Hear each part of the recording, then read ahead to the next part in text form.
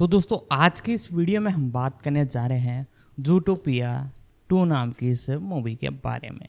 दोस्तों जूटोपिया ये फ्रेंचाइजी हमें स्टार्ट होती हुई देखने को मिली थी 2016 में।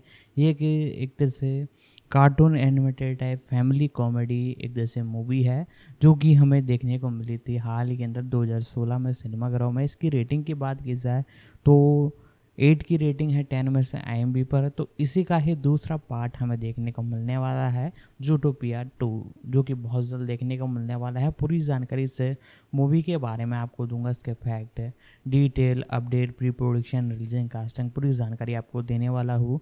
तो वीडियो को लाइक कर दीजिएगा, चैनल को सब्सक्राइब कर बेल आइकन दबा कर इसे ऑल पर सेट कर दीजिएगा। अब इसके बारे में हम जानना चालू करते हैं। जूटोपिया 2 विभिन्न क्षेत्रों में जूट्रोपोलिस 2 या जूमेनिया 2 शीर्षक बी वॉल्ट डिज्नी एनिमेशन स्टूडियो द्वारा निर्मित और वॉल्ट डिज्नी पिक्चर्स द्वारा रिलीज की गई एक आगामी अमेरिकी एनिमेटेड बड़ी कॉप एक्शन कॉमेडी फिल्म है। यह फिल्म जूटोपिया 2016 की अगली कड़ी होगी और जूटोपिया फ्रेंचाइजी की दूसरी किस्त होगी। इसे जेरेड बुश द्वारा लिखा और निर्देशित किया जा रहा है और यवेट मेरिनो द्वारा निर्मित किया जा रहा है।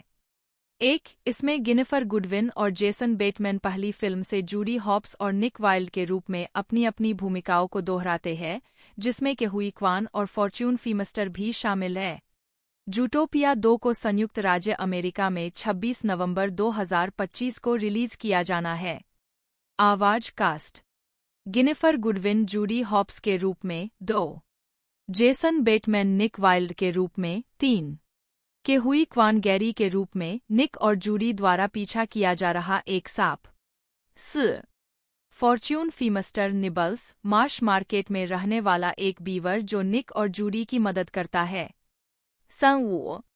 उत्पादन विकास: जून 2016 में निर्देशक बायर्न हॉवर्ड और रिच मूर जूटोपिया सीक्वल की संभावना के बारे में बातचीत कर रहे थे। 7 फरवरी 2023 में QA कॉल के दौरान डिज्नी के CEO बॉब इगर ने पुष्टि की कि सीक्वल सक्रिय विकास में था। उस दिन बाद में पटकथा लेखक जेरेड बुश ने पुष्टि की कि वह फिल्म पर काम कर रहे थे। 9 जूडी हॉप्स की आवाज देने वाली गिनिफर गुडविन ने सिनेमाब्लेंड को बताया कि वह सीक्वल में जूडी और निक के बीच भूमिका उलटफेर देखना चाहेंगी।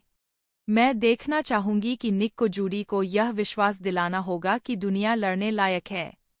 निक वाइल्ड की आवाज देने वाले जेसन बेटमैन ने भी सिनेमाब्लेंड को सीक्वल के लिए अपने विचार के बारे में बताया। फरवरी 2024 में इगर ने घोषणा की कि फिल्म को आधिकारिक तौर पर जूटोपिया 2 नाम दिया जाएगा। 11 अप्रैल 2024 में गुडविन ने अपने इंस्टाग्राम अकाउंट पर पुष्टि की कि उन्होंने जूडी के लिए अपनी लाइनें रिकॉर्ड करना शुरू कर दिया है, जिससे पता चलता है कि फिल्म का निर्माण चल रहा है।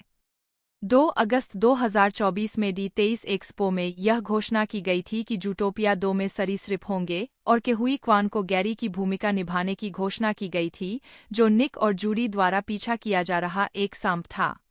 4 फुटेज में एक सीक्वेंस भी दिखाया गया था जिसमें निक और जूडी मार्श मार्केट में गैरी को खोजते हैं।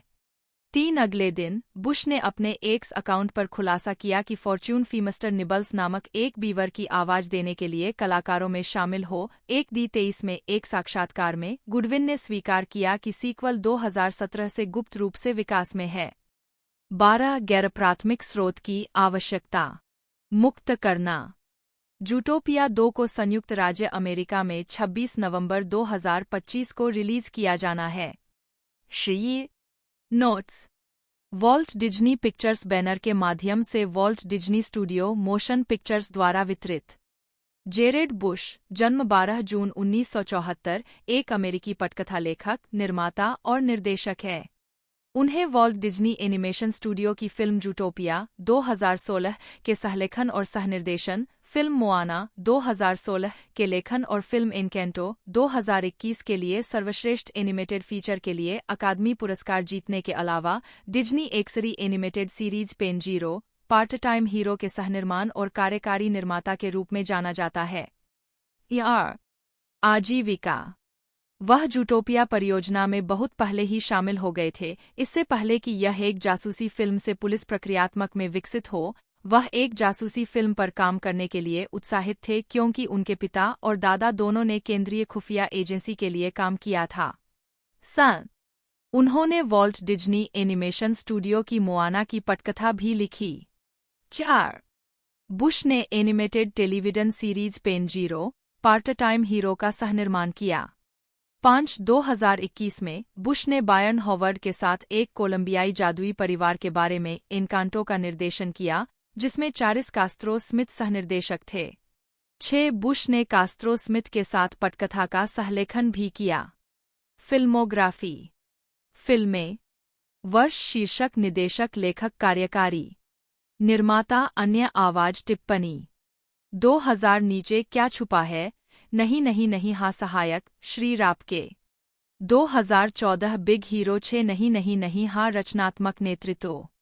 2016 जूटोपिया सहनिदेशक, हाँ नहीं, हाँ, फ्रोंक ओरिक सेंटलरसन। मोआना नहीं, पटकथा नहीं, हाँ। 2018 राल्फ ने इंटरनेट को तोड़ा, नहीं नहीं नहीं, हाँ। 2019 फ्रोजन 2, नहीं नहीं नहीं, हाँ। 2021 राया और अंतिम ड्रैगन, नहीं नहीं, हाँ हाँ। एनकांटो, हाँ हाँ नहीं, हाँ। 2022 अजीब दुनिया, नहीं नहीं नहीं, हाँ। 2023 इच्छा, नहीं नहीं नहीं, हाँ। 2024 मोआना 2, नहीं, हाँ नहीं, हाँ।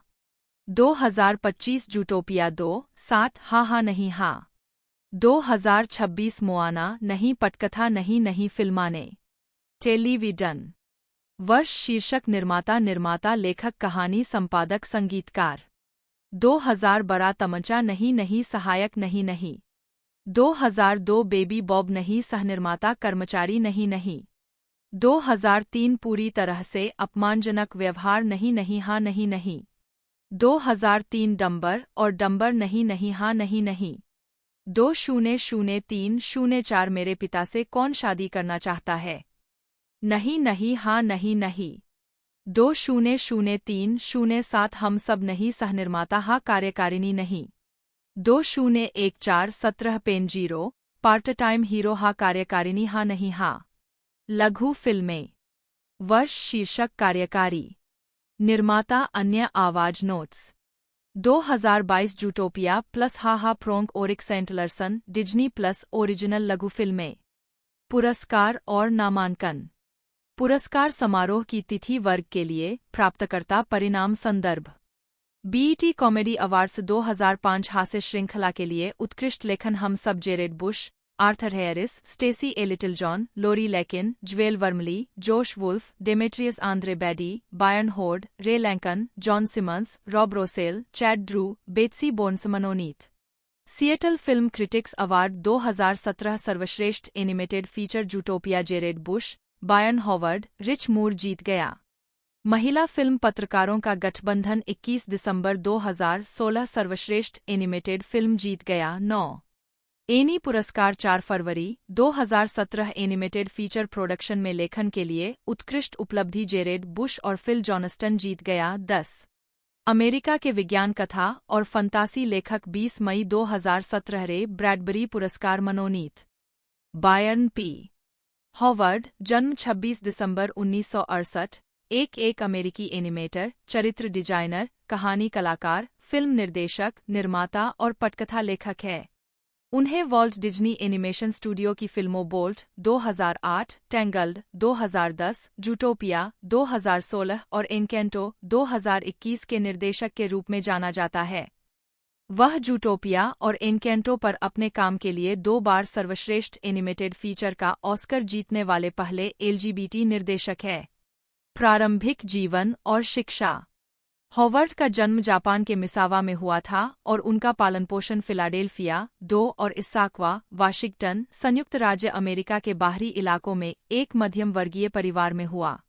उन्होंने ओलंपिया, वाशिंगटन में एवरग्रीन स्टेट कॉलेज में पढ़ाई की।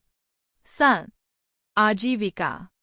हॉवर्ड ने डिज्नी में अपना करियर डिज्नी एमजीएम स्टूडियो में टूर गाइड के रूप में शुरू किया।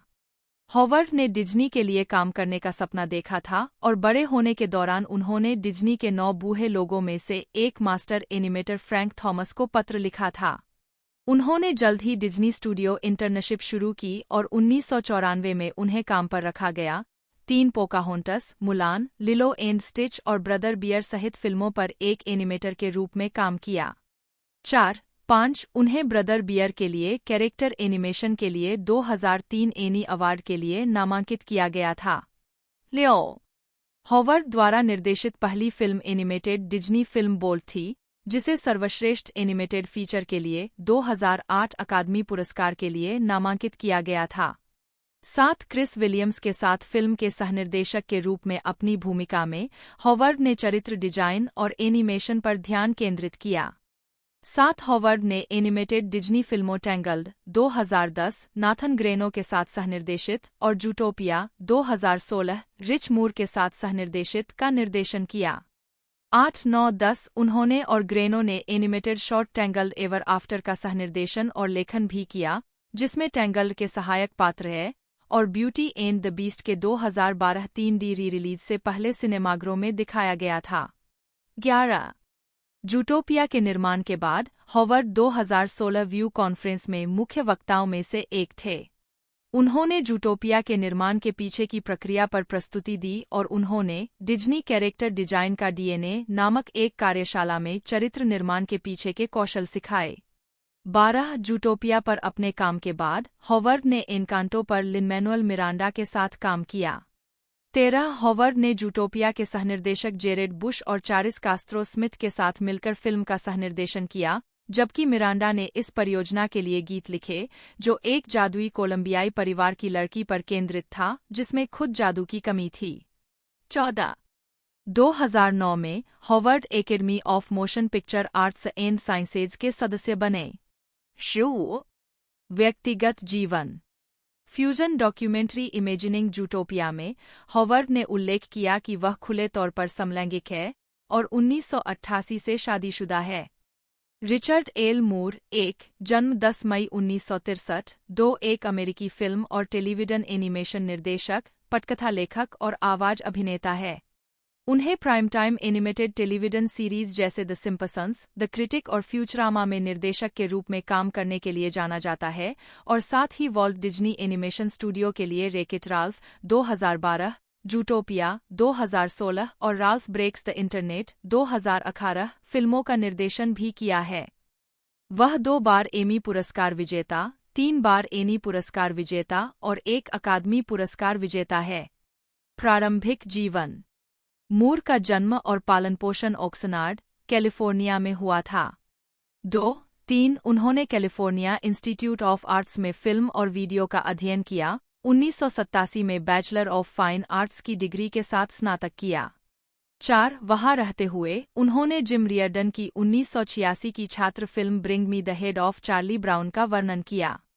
4 उनके कैलार्ट्स वर्ग में एंड्रयू स्टैंटन, ब्रेंडा चैपमैन और जिम रियर्डन जैसे प्रसिद्ध फिल्म निर्माता शामिल थे। आजीविका टेलीविजन कैलार्ट्स से स्नातक होने के बाद मूर ने सीबीएस के mighty mouse, the new adventures पर राल्फ बख्शी के लिए काम किया। 1987 में सभी 13 सीजन 1 एपिसोड का सहलेखन किया। 5-6 मूर द सिम्पसंस के मूल 3 निर्देशकों में से एक थे, जिन्होंने 1990 से 1993 तक पहले 5 सीजन में 17 एपिसोड का निर्देशन किया, 7 जिसमें एपिसोड शामिल है फ्लेमिंग मोज, इच्ची एंड स्क्रैची, द मूवी और मार्ज बनाम द मोनोरेल। 8-9 उन्होंने द सिम्पसंस, होमर बनाम लिसा और 8वीं कमांडमेंट के लिए उत्कृष्ट एनिमेटेड प्रोग्राम के लिए 1991 का प्राइम टाइम एमी पुरस्कार जीता। 10 और बाद में 2007 में द सिम्पसंस मूवी पर अनुक्रम निर्देशकों में से एक के रूप में लौटे।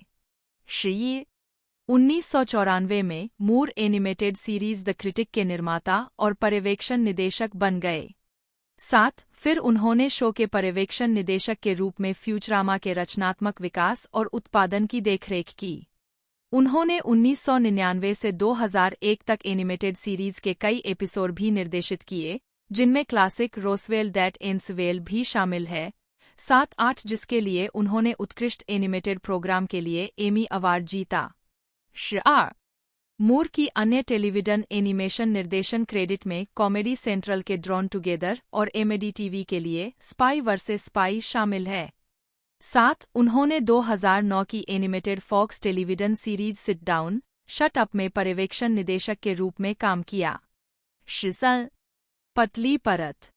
2004 में मूर ने वार्नर ब्रदर्स की एनिमेटेड लघु film Duck Dodgers in Attack of the Drones का निर्देशन किया। 7. 2008 में उन्हें जॉन लेसेटर द्वारा वॉल्ट डिज्नी एनिमेशन स्टूडियो में एक निर्देशक के रूप में शामिल होने के लिए आमंत्रित किया गया था, इस सुझाव के साथ कि वह वीडियो गेम की दुनिया में स्थापित एक कहानी विकसित करें।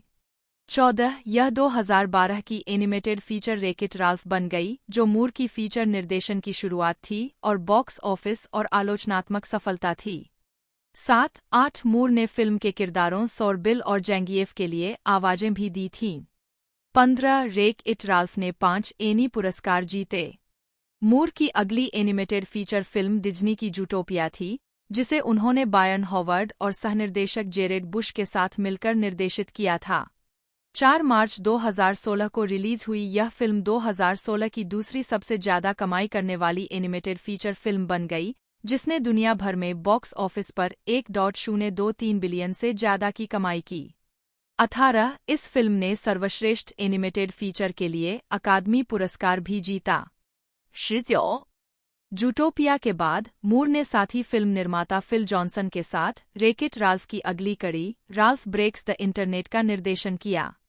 20. यह फिल्म वित्तीय रूप से सफल रही, जिसने दुनिया भर में $529.3 मिलियन से अधिक की कमाई के साथ मूल फिल्म को पीछे छोड़ दिया।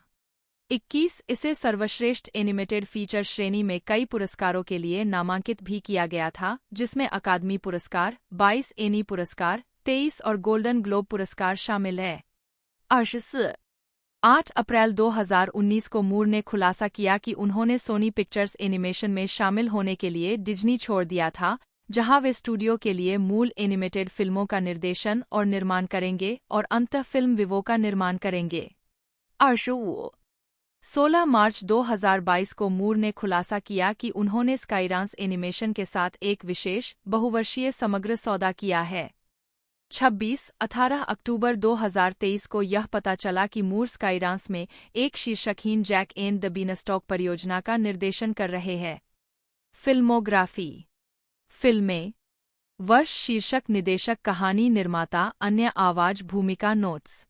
2007 द सिम्पसन्स मूवी नहीं नहीं नहीं हाँ अनुक्रम निर्देशक। फ्यूचरामा, बेंडर का बड़ा स्कोर नहीं नहीं एनिमेशन। कार्यकारी नहीं डायरेक्टर टू वीडियो। 2008 डॉ.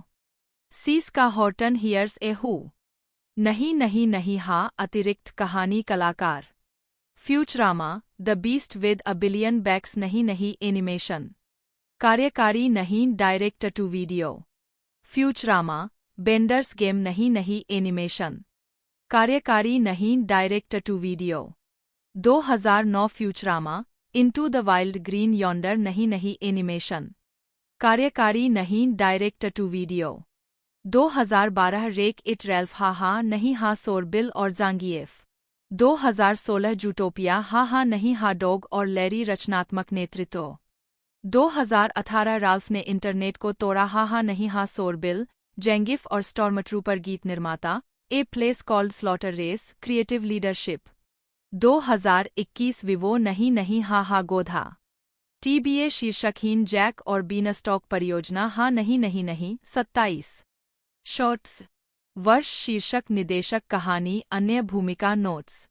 1986 आर्कटिक में कहीं। 28 नहीं नहीं हा दो हक। मुझे चार्ली ब्राउन का सिर लाओ नहीं नहीं हा चार्ली ब्राउन बटा कथन सहायता और प्रोत्साहन द्वारा। स्नूकल्स नहीं नहीं हा अजगर विशेष धन्यवाद। 1988 टेटर टाउन में क्रिसमस नहीं नहीं हा चरित्र रंग डिजाइनर। तकनीकी खतरा नहीं हा हा character animator designer. 1989 hound town नहीं नहीं हा एनिमेशन निर्देशक। कहानी कलाकार। 1993 अंतर्देशीय साम्राज्य नहीं नहीं हा हार्पर ब्रैकमैन। 2004 ड्रोन के हमले में डक डोजर्स हा नहीं नहीं। 2009 दुरैख नहीं नहीं हा प्रोडक्शन सहायक। 2013 गार्लान हुल से जहां संभावनाएं रहती है हा नहीं हा रिच मूर। 2024 धूल राक्षस नहीं नहीं हाँ विशेष धन्यवाद। अन्य श्रेय वर्ष शीर्षक भूमिका 1987 एक कहानी 28 धन्यवाद। 2003 the Simpsons hit and run विशेष धन्यवाद। 2008 पेंच डिज्नी स्टोरी ट्रस्ट बिना श्रेय 29। 2009 राजकुमारी और मेंढक। 2010 टेंगल्ड। 2011 Winnie the Pooh. 2013 एक घोड़ा ले लो। अतिरिक्त धन्यवाद। जमा हुआ डिज्नी स्टोरी ट्रस्ट बिना श्रेय 30। आर्लिंगी सदावत विशेष धन्यवाद। बिग हीरो 6 रचनात्मक नेतृत्व। 2016 नाव को खोजना विशेष धन्यवाद। मोआना रचनात्मक नेतृत्व। 2019 फ्रोजन 2 पुरस्कार विशेष रूप से प्रदर्शित चलचित्र वर्ष शीर्षक नोट्स। 2012 rake it Ralph Annie Awards Critics Choice Movie Awards National Board of Review Awards में सर्वश्रेष्ठ एनिमेटेड फीचर जीता। सर्वश्रेष्ठ एनिमेटेड फीचर के लिए अकादमी पुरस्कार और सर्वश्रेष्ठ एनिमेटेड फीचर फिल्म के लिए गोल्डन ग्लोब पुरस्कार के लिए नामांकित। 2016 Zootopia critics Choice Movie awards में सर्वश्रेष्ठ एनिमेटेड फीचर जीता। सर्वश्रेष्ठ एनिमेटेड फीचर फिल्म के लिए golden globe award. Any awards में सर्वश्रेष्ठ एनिमेटेड फीचर, सर्वश्रेष्ठ एनिमेटेड फीचर के लिए अकादमी पुरस्कार। सर्वश्रेष्ठ एनिमेटेड फिल्म के लिए बाफ्टा पुरस्कार के लिए नामांकित। 2018 राल्फ ने इंटरनेट को तोड़ा क्रिटिक्स चॉइस मूवी अवार्ड्स में सर्वश्रेष्ठ एनिमेटेड फीचर के लिए नामांकित। सर्वश्रेष्ठ एनिमेटेड फीचर फिल्म के लिए golden globe award. Any awards में सर्वश्रेष्ठ एनिमेटेड फीचर, सर्वश्रेष्ठ एनिमेटेड फीचर के लिए अकादमी पुरस्कार। एमी पुरस्कार 1991 द सिम्पसंस होमर बनाम लिसा और 8वीं कमांडमेंट के लिए उत्कृष्ट एनिमेटेड प्रोग्राम 1 घंटे से कम programming 10। 2002 फ्यूचरामा Roswell that ends well के लिए उत्कृष्ट एनिमेटेड प्रोग्राम 1 घंटे से कम प्रोग्रामिंग 12। एनी पुरस्कार 2002 फ्यूचरामा रोसवेल दैट एंड्स वेल के लिए एक एनिमेटेड टेलीविजन प्रोडक्शन में निर्देशन 31। 2012 रेकेट राल्फ के लिए एक एनिमेटेड फीचर प्रोडक्शन में निर्देशन 16। 2016 जूटोपिया के लिए एक एनिमेटेड फीचर प्रोडक्शन में निर्देशन बायन हॉवर्ड के साथ साझा 32। अकादमी पुरस्कार 2012 नामांकित रेकेट राल्फ के लिए सर्वश्रेष्ठ एनिमेटेड फीचर के लिए अकादमी पुरस्कार 17। 2016 जूटोपिया के लिए सर्वश्रेष्ठ एनिमेटेड फीचर के लिए अकादमी पुरस्कार 33। 2018 नामांकित राल्फ ब्रेक्स द इंटरनेट के लिए सर्वश्रेष्ठ एनिमेटेड फीचर के लिए अकादमी पुरस्कार। यवेट मेरिनो एक फिल्म निर्माता है जिन्होंने डिज्नी की फिल्म एनकेंटो के लिए मुख्य निर्माता के रूप में काम किया। निर्माता के रूप में उन्होंने जेरेड बुश, बायन हॉवर्ड और क्लार्क स्पेंसर के साथ सर्वश्रेष्ठ एनिमेटेड फीचर के लिए अकादमी पुरस्कार जीता। व्यक्तिगत जीवन मेरिनो के दादा दादी मेक्सिको से है। उसके पिता एक मशीनिस्ट थे और उसकी मां एक कार्यालय प्रबंधक थी। 2 वह नॉर्वॉक, कैलिफोर्निया में पलीबरी और कैलिफोर्निया सांता बारबरा विश्वविद्यालय में समाजशास्त्र का अध्ययन किया। 1 साल तक एक सामाजिक कार्यकर्ता के रूप में काम करते हुए उसने उस भूमिका के बाहर अस्थायी नियुक्तियां लेना शुरू कर दिया जिसमें डिज्नी भी शामिल था। 2 आजीविका मेरिनो ने 1990 के दशक में डिज्नी एनिमेशन के साथ शुरुआत की थी और 5 साल तक रहने की उम्मीद थी। मेरिनो चिकन लिटिल 2005 के लिए एक सॉफ्टवेयर इंजीनियर और प्रौद्योगिकी प्रशासन प्रबंधक थे और मीट द रॉबिन्सन्स 2007 के लिए प्रचार सहायक थे। प्रौद्योगिकी विभाग से प्रशासनिक प्रबंधक की भूमिका तक काम करने के बाद टैंगल्ड 2010 के निर्माता रॉय कोनली ने उन्हें संपादन विभाग का प्रबंधन करने के लिए कहा, जिससे वह प्रोडक्शन मैनेजर बन गईं। उसने स्कूल में फिर से दाखिला लिया, MBA की डिग्री प्राप्त की। 2 वह व्रेकेट राल्फ 2012 के लिए प्रोडक्शन असिस्टेंट थी। मेरिनो बिग हीरो 6 2014 के लिए प्रोडक्शन मैनेजर और विभागीय नेतृत्व, जूटोपिया 2016 के लिए विभागीय नेतृत्व, मोआना 2016 के लिए प्रोडक्शन मैनेजर, 3 और राया एंड द लास्ट ड्रैगन 2021 के लिए स्टूडियो और क्रिएटिव लीडरशिप थी। मेरिनो एनकेंटो में विकास के 2 साल बाद शामिल हुई क्योंकि यह उत्पादन में बदलाव करना शुरू कर दिया था। यह उनकी पहली फिल्म है जिसमें उन्हें मुख्य निर्माता के रूप में सूचीबद्ध किया गया है। ये मेरिनो ने डिज्नी में वोसेस आवाजें नामक एक कर्मचारी संसाधन समूह बनाया। 2 अलग से एनकांटो के पास एक फैमिलिया समूह था जो परिवार की अवधारणा पर चर्चा करने के लिए दोपहर के भोजन के लिए मासिक रूप से मिलता था। ये फिल्मोग्राफी एनकांटो 2021 निर्माता, वंस अपॉन ए स्टूडियो 2023 निर्माता, मोआना 2 2024 निर्माता, जूटोपिया 2 2025 निर्माता। 4 पुरस्कार एनकांटो 2022 एनएचएमसी इम्पैक्ट अवार्ड सगाला निर्माता इम्पैक्ट अवार्ड, एनकेंटो 2022 अकादमी पुरस्कार सर्वश्रेष्ठ animated feature film. Jennifer Michelle Ginnifer Goodwin, एक जन्म 22 मई 1978, एक अमेरिकी अभिनेत्री है। उन्होंने HBO drama series big love 2006 से 2011 में Margene Heffman, ABC fantasy series once upon a time 2011 से 2018 में snow white, Mary Margaret Blanchard, Zootopia 2016 में जूडी हॉप्स और व्हाई वीमेन किल 2019 में बेट इन स्टैंटन की भूमिका निभाई। गुडविन कई फिल्मों में नजर आईं जिनमें drama Mona Lisa Smile 2003, musical biopic Walk the Line 2005, romantic comedy He's Just Not That Into You 2009, पारिवारिक comedy Ramona and Beezus 2010, romantic comedy Something Borrowed 2011 और बायोपिक किलिंग कैनेडी 2013 शामिल है। उन्होंने डिज्नी की animated fantasy film Tinker Bell and the Legend of the Never Beast 2014 में Fawn की मुख्य भूमिका को भी आवाज दी। प्रारंभिक जीवन और शिक्षा गुडविन का जन्म मेम्फिस, टेनेसी में हुआ था। 2 उनकी मां लिंडा कैंटोर गुडविन एक पूर्व शिक्षिका है जिन्होंने फेडेक्स के लिए भी काम किया है। 3 उनके पिता टिम गुडविन पहले एक रिकॉर्डिंग स्टूडियो के मालिक थे और उसका संचालन करते थे। 4 गुडविन ने अपने नाम की स्पेलिंग को जेनिफर से बदलकर गिन्निफर कर दिया ताकि उसका नाम अलग हो सके और दक्षिणी क्षेत्रीय बोली में उसके नाम का उच्चारण करने में सहायता मिल सके। 5 उनकी छोटी बहन मेलिसा गुडविन रोबोट चिकन जैसे शो में स्टॉप मोशन एनिमेटर है। गुडविन की मां यहूदी है। 6 गुडविन का पालनपोषण फर्स्ट यूनिटेरियन चर्च और टेम्पल इजराइल दोनों में हुआ। 4 एक बच्चे के रूप में वह हेनरी एस जैकब्स कैंप में गई जो यूटिका, मिसिसिपी में सुधारवादी यहूदी बच्चों के लिए एक ग्रीष्मकालीन शिविर था। उद्धरण वांछित उसे एक बच्चे के रूप में बपतिस्मा दिया गया था और उसने अपनी वयस्कता को पहचानने के यहूदी रिवाज में बैट मिज्वा सेवा के लिए भी अध्ययन किया था। 8-9 अपनी युवावस्था में Goodwin north American federation of temple youth से जुड़ी हुई थी।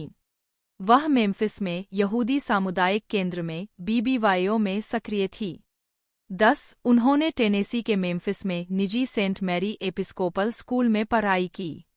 उन्होंने 1996 में लॉजेन कॉलेजिएट स्कूल से स्नातक किया। बोस्टन विश्वविद्यालय से ललित कला स्नातक की पढ़ाई पूरी करने से पहले उन्होंने 1 साल के लिए हनोवर कॉलेज थिएटर में विशेषज्ञता में पढ़ाई की। बीयू में एक छात्र के रूप में उन्होंने कई छात्र लघु फिल्मों के साथ साथ कई कॉलेज और स्थानीय मंच प्रस्तुतियों में अभिनय किया। गुडविन को बेट्टे डेविस फाउंडेशन द्वारा अभिनय में उत्कृष्टता व्यावसायिक वादा पुरस्कार दिया गया था और उन्होंने सम्मान के साथ स्नातक किया। बोस्टन विश्वविद्यालय में अपने समय के बाद वह कुछ समय के लिए इंग्लैंड में रही और रॉयल शेक्सपियर कंपनी के साथ मिलकर एवन के शेक्सपियर संस्थान के स्ट्रैटफोर्ड में अध्ययन किया। अगले वर्ष उन्होंने लंदन की Royal Academy of Dramatic Art से एक्टिंग शेक्सपियर सर्टिफिकेट अर्जित किया।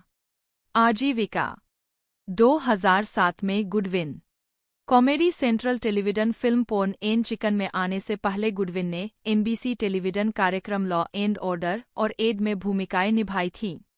बाद में उन्होंने Mona Lisa Smile, Win a Date with Ted Hamilton, Walk the Line, जिसमें उन्होंने विवियन लिबर्टो, जॉनी कैश की पहली पत्नी की भूमिका निभाई थी, और बर्ड्स ऑफ अमेरिका में महत्वपूर्ण भूमिकाएं निभाईं। उन्होंने dark comedy Love Comes to the Execution में डोरी डुमचोविक का किरदार भी निभाया था। उद्धरण वांछित, गुडविन ने HBO की ओरिजिनल सीरीज बिग लव में मार्गेन हेफमैन, एक बहुविवाही परिवार में तीसरी पत्नी की प्रमुख भूमिका निभाई, जो 20 मार्च 2011 को समाप्त हुई। गुडविन ने adult swim series robot chicken 2008 में मैक्स मारा ने गुडविन को फेस ऑफ द फ्यूचर पुरस्कार से सम्मानित किया। यह पुरस्कार फिल्म में उभरती महिलाओं को मान्यता देता है। गुडविन ने He's Just Not That Into You 2009 में गिगी का किरदार निभाया।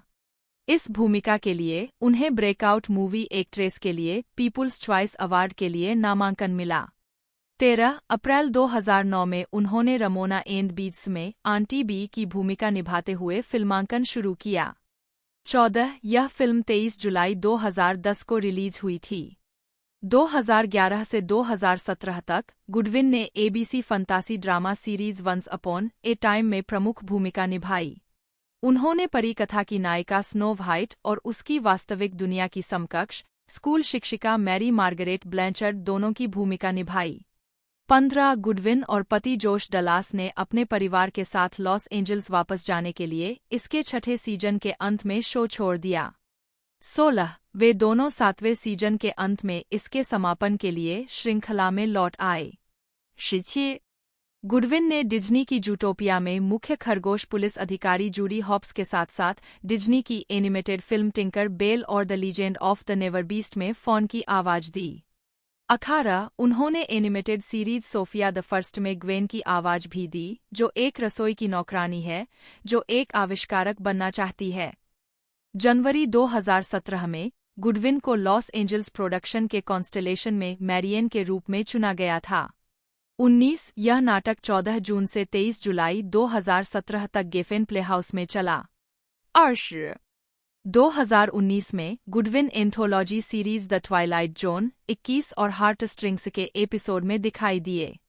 22 इसके अलावा 2019 में उन्होंने CBS all access dark comedy drama series why women kill के पहले सीजन में बेथ एन के रूप में अभिनय किया। 23 गुडविन ने फॉक्स कॉमेडी सीरीज पिवोटिंग में जोड़ी का किरदार निभाया। 24 जिसका प्रीमियर 9 जनवरी 2022 को हुआ। शो को एक सीजन के बाद रद्द कर दिया गया। 25 गुडविन डिज्नी की जूटोपिया 2 में जूडी हॉप्स के रूप में अपनी आवाज की भूमिका को फिर से निभाएंगी, जो नवंबर 2025 में रिलीज होगी। व्यक्तिगत जीवन गुडविन अपने पति जोश डलास के साथ 2012 में गुडविन ने अभिनेता जॉय कर्न को डेट किया और दिसंबर 2010 में उनकी सगाई हो गई। 26 उन्होंने मई 2011 में सगाई समाप्त कर दी। 27 गुडविन ने बाद में 2011 के अंत में अपने वंस अपॉन ए टाइम के सहकलाकार जोश डलास को डेट करना शुरू किया।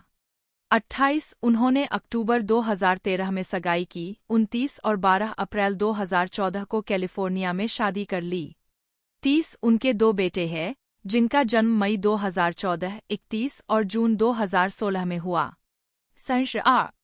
2013 में गुडविन ने कहा कि मेम्फिस छोड़ने के बाद उन्होंने बहुत लंबे समय के लिए यहूदी धर्म को छोड़ दिया और 10 साल तक वहाँ कुछ भी नहीं था। कोई अनुष्ठान नहीं, कोई परंपरा नहीं, कोई समुदाय नहीं। बाद में वह अपने विश्वास से फिर से जुड़ गईं और उन्होंने कहा, मैं जन्म से यहूदी थी और अब मैं अपनी पसंद से यहूदी हूँ। फिल्मोग्राफी पतली परत वर्ष शीर्षक भूमिका नोट्स 2000 जेल्डा एक विस्तृत यात्रा जेल्डा लघु फिल्म 2003 मोनालिसा मुस्कान कॉन्स्टेंस बेकर 2004 टैड हैमिल्टन के साथ डेट पर जाए कैथी फीली 2005 लाइन पे चलते हैं विवियन कैश 2006 जल्लाद को प्यार मिलता है डोरी डुमचोविक 2007 महिलाओं के देश में जेनी शून्य दिवस मॉली रिफ्किन 2008 अमेरिका के पक्षी इडा तानगर 2009 वह आपने इतना दिलचस्प नहीं है गिगी फिलिप्स एक आदमी श्रीमती स्ट्रंक। 2010 रमोना और बीड्स आंटी बीट्राइस। अर्लिंगी आज रात मुझे घर ले चलो बांकी। कुछ उधार लिया गया राचेल व्हाइट। 2014 टिंकर बेल और द लीजेंड ऑफ द नेवरबीस्ट हल्के पीले रंग का आवाज। 2016 जूटोपिया जूडी होप्स। 2023 बड़ी गेम्स स्प्रिंग अवेकनिंग से लिया। एक बार एक स्टूडियो पर जूडी होप्स आवाज। 2025 जूटोपिया 2 आवाज उत्पादन में। टेलीविजन वर्ष शीर्षक भूमिका नोट्स। 2001 नियम और कानून एरिका एपिसोड फिंगरप्रिंट्स का मिथक। 2001 से 2003 एड डायने स्नाइडर मुख्य भूमिका सीजन 2 से 3 25 एपिसोड। 2002 पोर्न एन चिकन माया टेलीविजन फिल्म। 2005 रोबोट चिकन विभिन्न आवाजें आवर्ती आवाज भूमिका 7 एपिसोड। 2006 से 2011 बड़ा प्यार मार्गेन हेफमैन मुख्य भूमिका। 2007 बड़ा प्यार शुरुआत में मार्गेन हेफमैन 2 एपिसोड। आर्लिंग जोकरिया छुट्टियां प्रस्तुत। एन ए episode Crappy Easter. 2011 SpongeBob SquarePants बैंगनी बालों वाली मत्स्यांगना आवाज भूमिका एपिसोड बिकनी बॉटम ट्रायंगल में आपका स्वागत है। मार्जिन का blog Margene Henrickson episode crush story 5 चालक टेलीविजन फिल्म। 2011 से 2018 एक समय की बात है। मैरी मार्गरेट ब्लांचर्ड बटा स्नो व्हाइट मुख्य भूमिका सीजन 1 से 6 विशेष अतिथि कलाकार season 7। 2012 Electric City Jean Marie Saint Cloud आवाज की भूमिका। 2013 कैनेडी की हत्या Jacqueline Kennedy television film. 2014 Sofia प्रथम वेन आवाज की भूमिका एपिसोड गिज्मो ग्वेन। 2015 आपको क्या लगता है कि आप क्या है स्वयं एपिसोड गिन्निफर गुडविन। 2019 मैं किसी की संतान हूँ रेजिना लुइस की कहानी जीन केयर टेलीविजन फिल्म कार्यकारी निर्माता भी। The Twilight Zone Eve Martin episode Point of Origin 21। हृदय जनवीव एपिसोड ये पुरानी हड्डियां 22। महिलाएं क्यों मारती है बेट एन स्टैंटन मुख्य भूमिका सीजन 1 33। 2021 पृथ्वी से नेड तक स्वयं episode dream a little dream of Ned. 2022 pivoting जोड़ी 34 मुख्य भूमिका। जूटोपिया प्लस जूडी होप्स आवाज की भूमिका अभिलेखीय recording. Video game Disney Infinity 3.0 2015 Judy Hopps आवाज की भूमिका 35। थिएटर गेफिन प्लेहाउस में तारामंडल 2017 मैरियन के रूप में। पुरस्कार और नामांकन वर्ष पुरस्कार वर्ग उत्पादन परिणाम। 2010 पीपुल्स चॉइस अवार्ड पसंदीदा ब्रेकआउट फिल्म अभिनेत्री स्वयं मनोनीत। 2011 टीन चॉइस अवार्ड पसंदीदा फिल्म अभिनेत्री रोमांटिक कॉमेडी कुछ उधार लिया गया मनोनीत। 2012 पसंदीदा टीवी अभिनेत्री फैंटेसी साइंस फिक्शन एक समय की बात है मनोनीत। 2013 मनोनीत पीपुल्स चॉइस अवार्ड पसंदीदा टीवी ड्रामा अभिनेत्री मनोनीत। 2014 पसंदीदा विज्ञान कथा काल्पनिक टीवी अभिनेत्री मनोनीत। टीन चॉइस अवार्ड पसंदीदा टीवी अभिनेत्री फैंटेसी साइंस फिक्शन मनोनीत। 2015 पीपुल्स चॉइस अवार्ड्स पसंदीदा विज्ञान कथा काल्पनिक अभिनेत्री मनोनीत। पसंदीदा टीवी जोड़ी जोश डलास के साथ मनोनीत। 2016 पसंदीदा विज्ञान कथा काल्पनिक अभिनेत्री मनोनीत। 2016 वॉयस आर्ट्स पुरस्कार उत्कृष्ट मोशन पिक्चर एनिमेशन सर्वश्रेष्ठ वॉयस ओवर 36 जूटोपिया जीत गया। 2016 महिला फिल्म पत्रकारों का गठबंधन सर्वश्रेष्ठ एनिमेटेड महिला 37 जीत गया। 2017 पीपुल्स चॉइस अवार्ड्स पसंदीदा एनिमेटेड मूवी आवाज मनोनीत। 2017 किड्स चॉइस पुरस्कार पसंदीदा दुश्मन मित्र जेसन बेटमैन के साथ साझा 38 जीत गया। के हुई क्वान बटा के IHWIKWN बटा के ई हुई क्वाहन 4 वियतनामी क्वान के ह्यूई 3 जन्म 20 अगस्त 1971 5-6 जिन्हें जोनाथन के क्वान के नाम से भी जाना जाता है एक अमेरिकी अभिनेता है। एक बाल कलाकार के रूप में Quan Indiana Jones and the Temple of Doom 1984 में, शॉर्ट राउंड और द गोएनीज 1985 में डेटा की भूमिका निभाकर प्रसिद्धि के लिए बढ़े। 1990 के दशक में कुछ भूमिकाओं के बाद उन्होंने 19 साल का अभिनय अंतराल लिया, जिसके दौरान उन्होंने एक स्टंट कोरियोग्राफर और सहायक निर्देशक के रूप में काम किया। क्वान ने पारिवारिक साहसिक फिल्म फाइंडिंग ओहाना 2021 के साथ अभिनय में वापसी की। इसके बाद समीक्षकों द्वारा प्रशंसित Everything everywhere all at Once 2022 में काम किया, एक ऐसा प्रदर्शन जिसने उन्हें विभिन्न प्रशंसाएं दिलाईं, जिसमें एक अकादमी पुरस्कार, एक गोल्डन ग्लोब और 2 स्क्रीन एक्टर्स गिल्ड अवार्ड शामिल है। क्वान और हिंग एस एंगोर एशियाई मूल के केवल 2 अभिनेता हैं जिन्होंने सर्वश्रेष्ठ सहायक अभिनेता के लिए अकादमी पुरस्कार जीता है, और क्वान अकादमी पुरस्कार जीतने वाले पहले वियतनाम में जन्मे अभिनेता है। टाइम पत्रिका ने उन्हें 2023 में दुनिया के 100 सबसे प्रभावशाली लोगों में से एक नामित किया। 7 उन्होंने तब से 2023 में डिज्नी प्लस सीरीज लोकी के दूसरे सीजन में अभिनय किया है। प्रारंभिक जीवन। क्वान के हुई का जन्म 20 अगस्त 1971 को साइगोन, दक्षिण वियतनाम में हुआ था। 6 उनके 8 भाई बहन थे और वे एक चीनी मूल के परिवार में रहते थे। 8 1975 में वियतनाम युद्ध की समाप्ति के 3 साल बाद क्वान अपने परिवार के साथ वियतनाम से भाग गया। 9 वह अपने पिता और 5 भाई बहनों के साथ हांगकांग भाग गया, जबकि क्वान की मां और 3 अन्य भाई बहन मलेशिया चले गए। 10 हांगकांग में एक शरणार्थी शिविर में रहने के बाद क्वान के पूरे परिवार को 1979 में शरणार्थी प्रवेश कार्यक्रम के तहत संयुक्त राज्य अमेरिका में भर्ती कराया गया था। 11 अमेरिका में, क्वान कैलिफोर्निया में बड़ा हुआ, जहां उसने लॉस एंजल्स के सनलैंड तुजुंगा में Mount Gleason junior high school और अल्हाम्ब्रा में अल्हाम्ब्रा हाई स्कूल में पढ़ाई की। आजीविका। 1984 से 1999 बाल स्टारडम। क्वान 12 साल की उम्र में एक बाल कलाकार बन गए। उन्होंने 1984 में स्टीवन स्पीलबर्ग की film Indiana Jones and the Temple of Doom में हैरिसन फोर्ड के साइडकिक शॉर्ट राउंड की भूमिका निभाई। 13 कास्टिंग डायरेक्टर ने कैस्टेलर एलिमेंट्री स्कूल में कई बच्चों का ऑडिशन लिया, जिसमें क्वान का छोटा भाई भी शामिल था। 14 उन्होंने इस भूमिका को मेरे जीवन के सबसे खुशी के समय में से एक के रूप में वर्णित किया।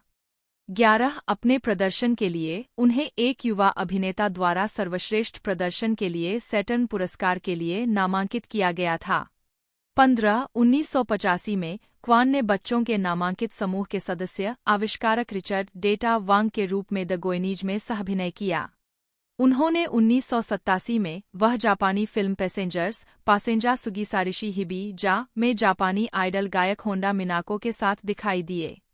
उन्होंने अल्पकालिक टीवी श्रृंखला टुगेदर वी स्टैंड 1986 से 1987 में सैम की भूमिका निभाई और 1990 से 1991 तक sitcom head of the class में जैस्पर क्वांग की भूमिका निभाई।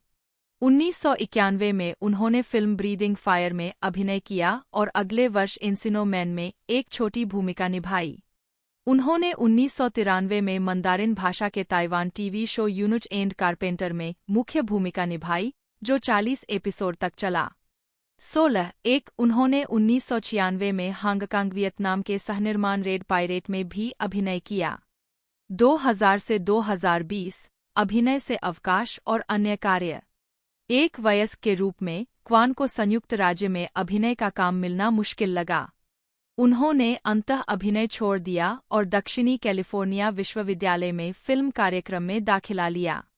18-19 अपने समय के दौरान उन्होंने अपने दोस्त और साथी छात्र ग्रेग बिशप के साथ वुडू नामक एक कॉमेडी हॉरर लघु फिल्म संपादित की, जिन्होंने फिल्म का निर्देशन किया था।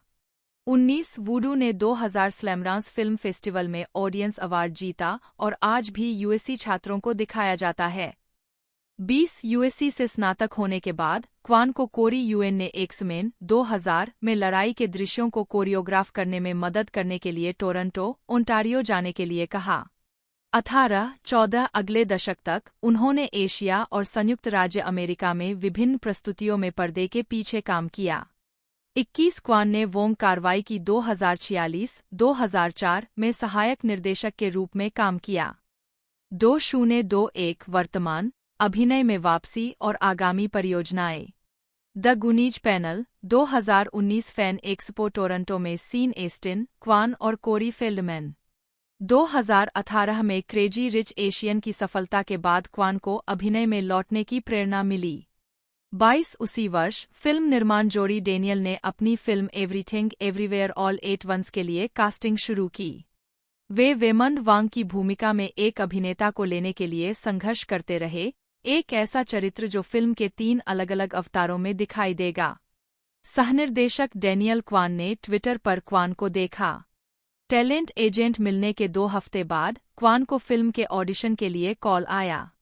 19 जनवरी 2020 में क्वान को everything everywhere all at Once के कास्ट सदस्य के रूप में घोषित किया गया था। 23 फिल्म को मार्च 2022 में भारी प्रशंसा के साथ रिलीज किया गया, जिसमें क्वान के प्रदर्शन को लगभग सर्वसम्मत प्रशंसा और मीडिया का ध्यान मिला। स्क्रीन एक्टर्स गिल्ड अवार्ड जीतने उन्हें स्क्रीन एक्टर्स गिल्ड अवार्ड्स में किसी भी व्यक्तिगत श्रेणी को जीतने वाले पहले एशियाई व्यक्ति बना दिया, जिसमें सहायक भूमिका में पुरुष अभिनेता द्वारा उत्कृष्ट प्रदर्शन के लिए स्क्रीन एक्टर्स गिल्ड अवार्ड की जीत शामिल है।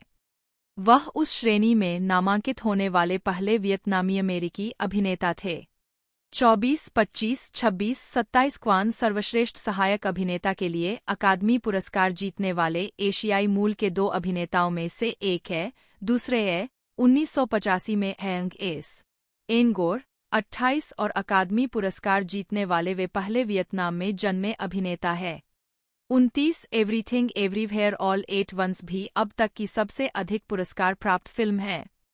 30 क्वेन व्हाइट हाउस में एशियाई अमेरिकी मूल निवासी हवाईयन और प्रशांत द्वीप समूह विरासत माह समारोह में अमेरिकी राष्ट्रपति जो बिडेन के साथ मेहमानों को संबोधित करते हुए अमेरिकन बॉर्न चाइनीज टीवी श्रृंखला की स्क्रीनिंग से पहले मई 2023। 2019 में उन्हें 2021 में रिलीज होने वाली नेटफ्लिक्स फिल्म फाइंडिंग ओहाना में सहायक भूमिका में लिया गया। 31 क्वान ने निर्देशक जूड वेंग से संपर्क किया जब उन्होंने फिल्म को द गोइनिस मीट्स इंडियाना जोन्स के रूप में वर्णित करते हुए सुना। दोनों में क्वान दिखाई दिए थे। 19 फरवरी 2022 में यह घोषणा की गई कि वह डिज्नी प्लस के लिए अमेरिकन बॉर्न चाइनीज के टीवी रूपांतरण के कलाकारों में शामिल हो गए थे, जिसे बाद में मई 2023 में रिलीज किया गया था। 32-33 सितंबर 2022 में क्वान को डिज्नी प्लस के लिए मार्वल सिनेमैटिक यूनिवर्स सीरीज लोकी के दूसरे सीजन के लिए कलाकारों में शामिल होने की घोषणा की गई, जिसका प्रीमियर 6 अक्टूबर 2023 को हुआ। 34-35 जून 2023 में यह घोषणा की गई कि उन्हें एक अभिनेता के रूप में academy of motion picture arts and sciences में शामिल होने के लिए आमंत्रित किया गया था। 36-12 दिसंबर 2023 को वह कुंग फू पांडा 4 के लिए वॉयस कास्ट में शामिल हुए। 37 व्यक्तिगत जीवन क्वान वियतनाम के होआ जातीय अल्पसंख्यक समूह से हान चीनी वंश का है। वह अंग्रेजी, वियतनामी, कैंटोनीज और मंदारिन में धाराप्रवाह है। 38 क्वान की शादी इको क्वान से हुई है, जिन्होंने Everything everywhere all at Once के लिए ऑनसेट अनुवादक के रूप में काम किया। 39 और वुडलैंड हिल्स, लॉस एंजल्स में रहते हैं। 19-18 क्वान के पास ताइक्वांडो में दूसरी डिग्री की ब्लैक बेल्ट है। उन्होंने इंडियाना जोन्स और टेम्पल ऑफ डूम में अपनी भूमिका के लिए ताइक्वांडो प्रशिक्षक से सीखने के बाद कक्षाएं लेना शुरू कर दिया। 19 वह अपने गुनीज के सहकलाकार जेफ कोहेन के साथ करीबी दोस्त बने हुए हैं, जो क्वान के मनोरंजन वकील भी है, और उन्होंने क्वान को everything everywhere all at once Emily Fortune Fimster बटा FIMSTR बटा जन्म 1 जुलाई 1980 एक अमेरिकी लेखिका, हास्य कलाकार और अभिनेत्री है। 2010 में NBC के लास्ट कॉमिक स्टैंडिंग पर अपना टेलीविजन डेब्यू करने के बाद उन्होंने द मिंडी प्रोजेक्ट 2015 से 2017 में कोलेट के रूप में अभिनय किया। जुलाई 2019 में उन्होंने hit radio show what a joke with पापा और फॉर्च्यून विद टॉम पापा की मेजबानी करना शुरू किया। कॉमेडियन और मशहूर हस्तियों का इंटरव्यू लिया, जो सीरियस XM चैनल नेटफ्लिक्स पर पहला लाइव प्रोग्रामिंग है, जोक है।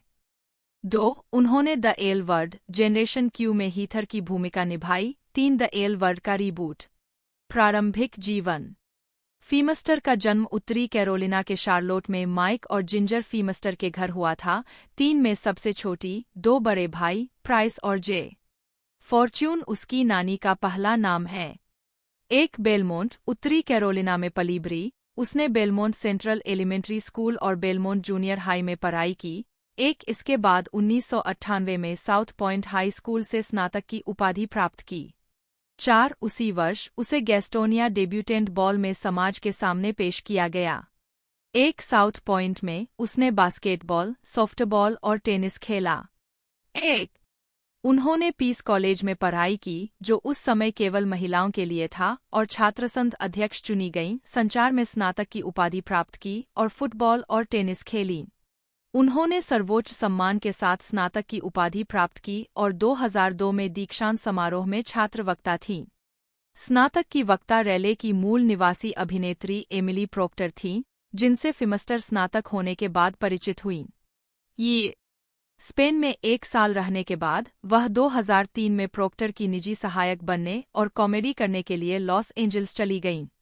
एक प्रोक्टर के पड़ोसी लॉस एंजल्स डेली न्यूज के एक पत्रकार से जुड़ने के बाद फिमस्टर ने मनोरंजन पत्रकारिता में 7 साल का करियर शुरू किया। 2005 में वह ग्राउंडलिंग्स थिएटर में शामिल हुईं, जहां उन्होंने इम्प्रोव और स्केच कॉमेडी का अध्ययन किया। 4 साल बाद उन्हें ग्राउंडलिंग्स संडे कंपनी में शामिल होने के लिए चुना गया। व्यक्तिगत जीवन। फिमस्टर ने 2005 में 25 साल की उम्र में समलैंगिक होने की बात स्वीकार की थी। 2016 में उसने किंडरगार्टन टीचर जैकलीन स्मिथ को डेट करना शुरू किया। 2018 की शुरुआत में सगाई कर ली। 8 वह और स्मिथ लॉस एंजल्स और बेलमोंट, उत्तरी कैरोलिना में अपने घर रखते हैं। उन्होंने 23 अक्टूबर 2020 को एक छोटे समारोह में शादी की। ये फिल्मोग्राफी। पतली परत। वर्ष शीर्षक भूमिका नोट्स। 2013 डॉर्क्स का गुप्त जीवन चौकीदार। 2015 रंगों में जीवन झो। 2016 ऑफिस क्रिसमस पार्टी लोनी। 2018 सामाजिक प्राणी साराबेट। 2018 वर्ष का पिता अध्यापक। 2018 the happy time murders robin. 2020 निर्वासित छलनी। 2020 फ्रेंड्सगिविंग परी समलैंगिक मां। 2020 चिकी फाइट भालू। 2020 आत्मा काउंसलर जेरी डी आवाज की भूमिका 9। 2021 बार्ब और स्टार विस्टा डेल मार जाते हैं, कनिष्ठा। 2021 हा दिवस जीन पैरामेडिक। 2022 सेक्स अपील मामा सुजे। 2023 परिवार स्विच कोच किम।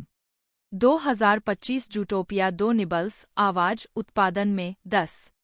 Vault Disney animation studio WDAS 6, जिसे कभी कभी डिज्नी एनिमेशन के रूप में संक्षिप्त किया जाता है, एक अमेरिकी एनिमेशन स्टूडियो है जो वॉल्ट डिज्नी कंपनी के लिए एनिमेटेड फीचर और लघु फिल्में बनाता है। स्टूडियो के वर्तमान उत्पादन लोगों में इसके पहले synchronize sound cartoon Steamboat Willie 1928 का एक दृश्य है। लाफोग्राम स्टूडियो के बंद होने के बाद 16 अक्टूबर 1923 को भाइयों वॉल्ट डिज्नी और रॉय ओ डिज्नी द्वारा स्थापित यह दुनिया का सबसे पुराना चलने वाला एनिमेशन स्टूडियो है।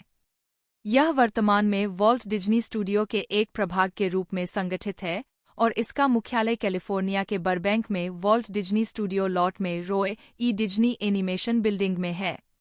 7 अपनी स्थापना के बाद से स्टूडियो ने snow white and the 7 dwarfs 1937 से 1923 में Disney brothers cartoon studio DBCS के रूप में स्थापित। 1926 में इसका नाम बदलकर वॉल्ट डिज्नी स्टूडियो WDS कर दिया गया और 1929 में वॉल्ट डिज्नी प्रोडक्शंस WDP के रूप में शामिल किया गया।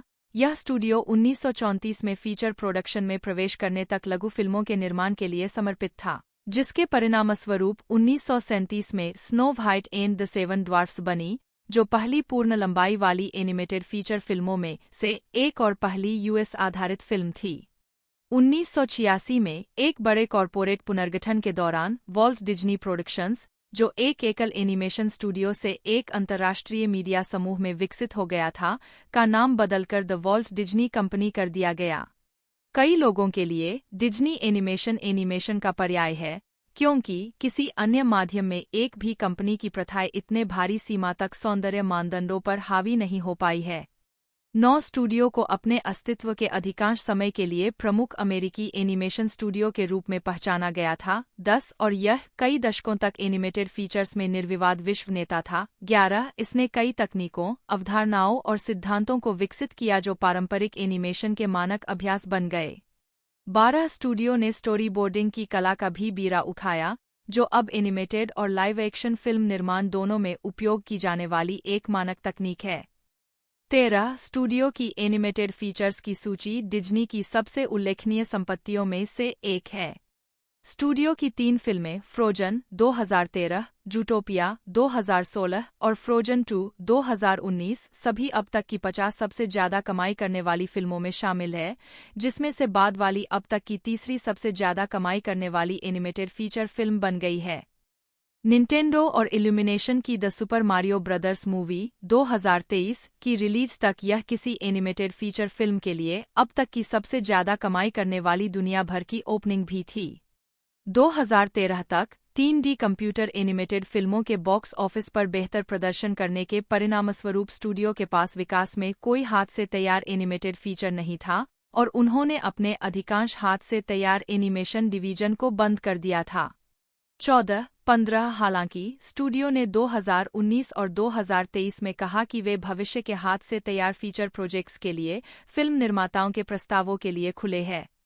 16-17 इसके अलावा अप्रैल 2022 में स्टूडियो के लंबे समय के एनिमेटरों में से एक एरिक गोल्डबर्ग ने डिज्नी स्टूडियो के भीतर एक बार फिर से हाथ से तैयार एनिमेशन पर लौटने की योजना की पुष्टि की।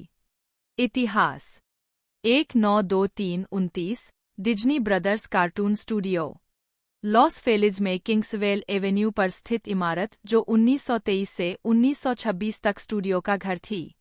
19कैंसस सिटी, मिसौरी के मूल निवासी वॉल्ट डिज्नी और रॉय ओ डिज्नी ने 1923 में लॉस एंजल्स में डिज्नी ब्रदर्स कार्टून स्टूडियो की स्थापना की और एक एनिमेटेड दुनिया में लाइव एक्शन बाल अभिनेत्री की विशेषता वाली मूक एलिस कॉमेडीज लघु फिल्मों की एक श्रृंखला का निर्माण शुरू किया।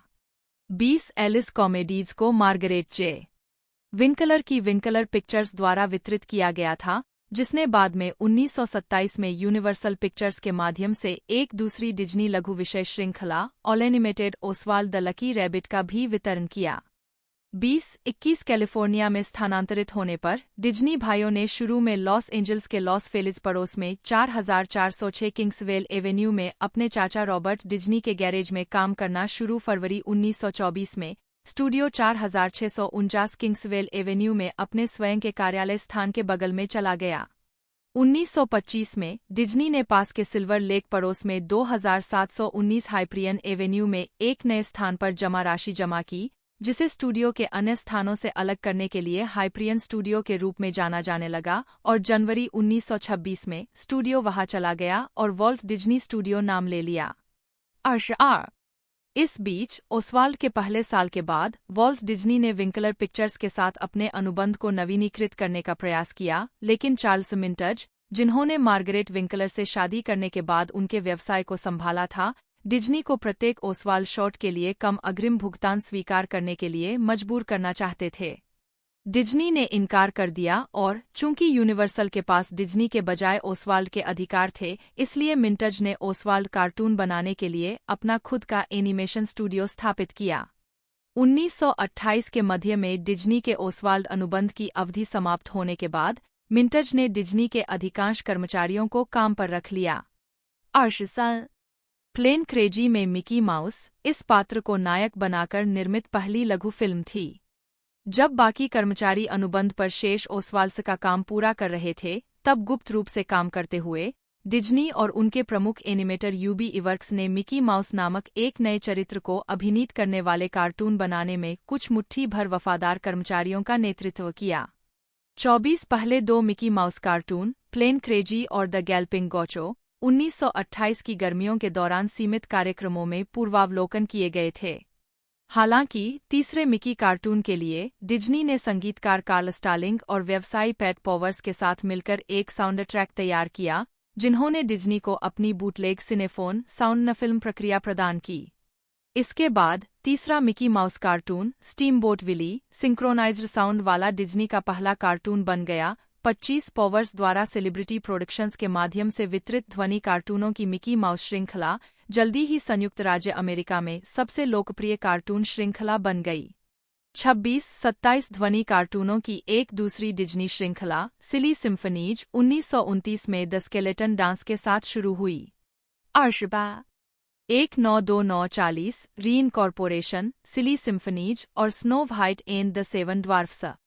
1929 में डिज्नी और पॉवर्स के बीच वित्तीय विवादों के कारण डिज्नी की एनिमेशन उत्पादन कंपनी 16 दिसंबर 1929 को वॉल्ट डिज्नी प्रोडक्शंस के रूप में फिर से शामिल हुई, जिसने कोलंबिया पिक्चर्स के साथ एक नया वितरण अनुबंध पर हस्ताक्षर किए।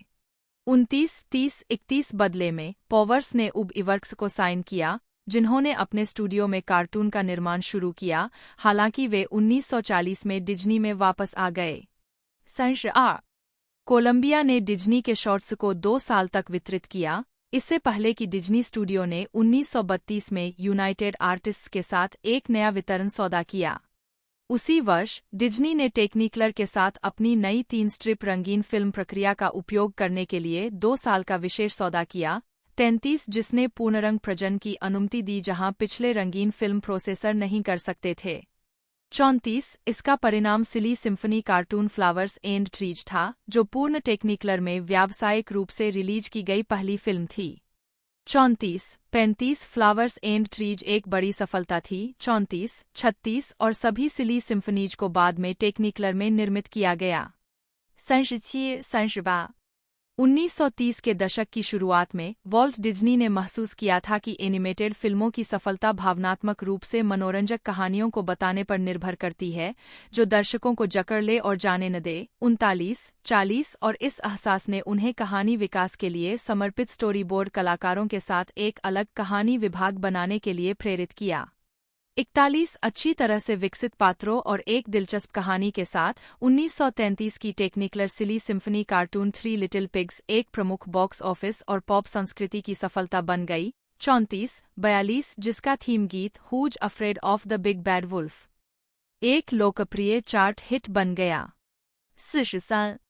1934 में वॉल्ट डिज्नी ने कई प्रमुख स्टाफ सदस्यों को इकट्ठा किया और अपनी पहली एनिमेटेड फीचर फिल्म बनाने की योजना की घोषणा की। फिल्म उद्योग के अधिकांश लोगों द्वारा उपहास किए जाने के बावजूद, जिन्होंने इस निर्माण को डिज्नी की मूर्खता कहा, डिज्नी ने snow white and the seven dwarfs के निर्माण में निडरता से काम किया। 44 जो अंग्रेजी और टेक्निकलर में पहली एनिमेटेड फीचर फिल्म बन गई। Snow white and the seven dwarfs के निर्माण में काफी प्रशिक्षण और विकास हुआ और स्टूडियो का काफी विस्तार हुआ, जिसमें स्थापित एनिमेटर, अन्य क्षेत्रों के कलाकार और हाल ही में कॉलेज से स्नातक हुए लोग फिल्म पर काम करने के लिए स्टूडियो से जुड़े। लेस क्लार्क, नॉर्म फर्ग्यूसन और आर्ट बेबिट जैसे प्रमुख एनिमेटरों की देखरेख में और पास के चॉइनार्ड आर्ट इंस्टीट्यूट के एक कला शिक्षक डोनाल्ड डब्ल्यू ग्राहम द्वारा पढ़ाए जाने वाले प्रशिक्षण वर्ग 12-44 1932 में स्टूडियो में शुरू हुए थे और उन्हें अभिविन्यास प्रशिक्षण और सतत शिक्षा कक्षाओं में काफी विस्तारित किया गया था। 12-44 कक्षाओं को पढ़ाने के दौरान ग्राहम और एनिमेटरों ने कई तकनीकों और प्रक्रियाओं को बनाया या औपचारिक रूप दिया जो पारंपरिक एनिमेशन के प्रमुख सिद्धांत और सिद्धांत बन गए। 12 द गॉडेस ऑफ स्प्रिंग 1934 और द ओल्ड मिल 1937 जैसी मूर्खतापूर्ण सिम्फनीज ने यथार्थवादी मानव आकृतियों के एनिमेशन, विशेष प्रभाव एनिमेशन और मल्टीप्लेन कैमरा के उपयोग जैसी नई तकनीकों के लिए प्रयोग के मैदान के रूप में काम किया। 45 एक ऐसा आविष्कार जिसने एनिमेशन कलाकृति परतों को कई विमानों में विभाजित किया, जिससे कैमरा एक एनिमेटेड दृश्य के माध्यम से आयामी रूप से आगे बढ़ता हुआ दिखाई दे। 46 वॉल्ट डिज्नी ने 1937 के मूल स्नो व्हाइट थिएटर ट्रेलर के एक दृश्य में 7 बोनों में से प्रत्येक का परिचय कराया। Snow white and the seven dwarfs को पूरा करने में डिज्नी को उस समय $1.4 मिलियन की महंगी राशि खर्च करनी पड़ी, जिसमें अकेले कहानी के विकास पर $1 लाख शामिल थे, और फरवरी 1938 में आरकेओ रेडियो पिक्चर्स द्वारा रिलीज होने पर यह एक अभूतपूर्व सफलता थी। दोस्तों पिछला जो पार्ट है वो हमें 13 फरवरी 2016 को देखने को मिला था और वॉल्ट डिज्नी मोशन स्टूडियो द्वारा इसे बनाया गया था। यानी डिज्नी की एक तरह से ये मूवी है और 108 मिनट इसकी लेंथ थी पिछली मूवी की। और परफॉर्मेंस की बात की जाए तो पिछली मूवी ने ताबड़तोड़ एक तरह से कलेक्शन दिए थे। बजट इसका था ये 150 मिलियन और कलेक्शन इसका 1 बिलियन के पार चल गया था, जो कि इस मूवी के लिए क्या पूरी एक तरह से फ्रेंचाइजी के लिए सुपर डुपर हिट में से सुपर हिट ही था।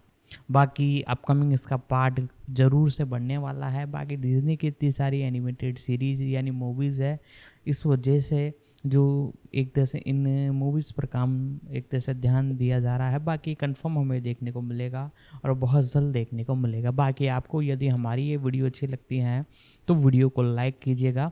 आज की इस वीडियो में दोस्तों इतना ही, मिलते हैं अगले वीडियो में।